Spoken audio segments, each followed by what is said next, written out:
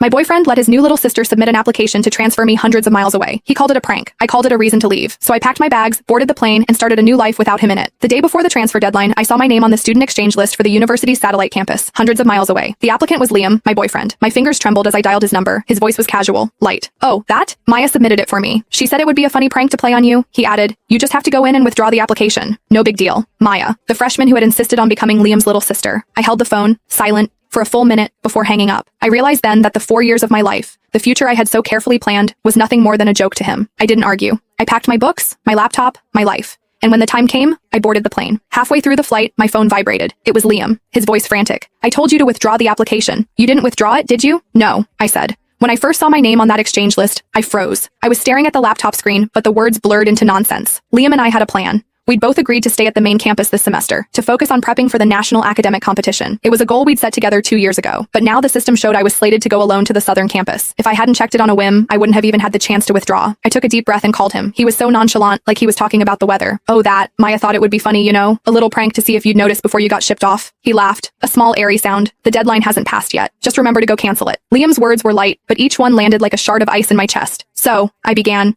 my voice trembling with a weakness I hated. You think this is just a small thing? Here we go. He sighed, the impatience sharp in his tone. Are you really going to make a big deal out of this? Just withdraw it and it's over. Maya's just energetic. She was playing around. I stared at the transfer notification on my screen. My throat felt thick, clogged with wet cotton. It took me a moment to find my voice. What if I hadn't noticed in time? Maya used my student ID and password. I could report her to the dean's office for this.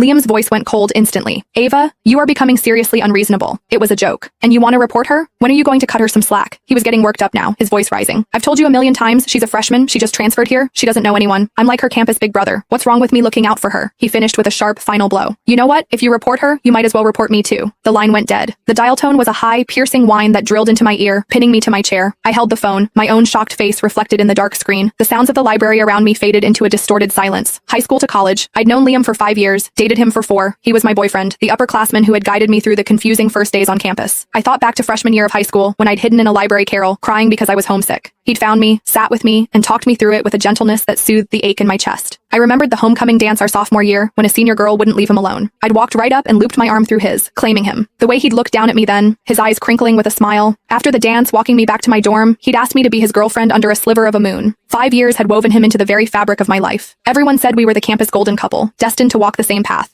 We'd already planned it all out. After graduation, we'd stay in this city, get an apartment, adopt a cat. We were going to carefully transplant our student love into the real world and watch it grow. Everything was supposed to run on its designated track, smooth and steady, toward a bright future. But now, I was staring at a cold, digital notification that felt like a punchline to a joke I wasn't in on.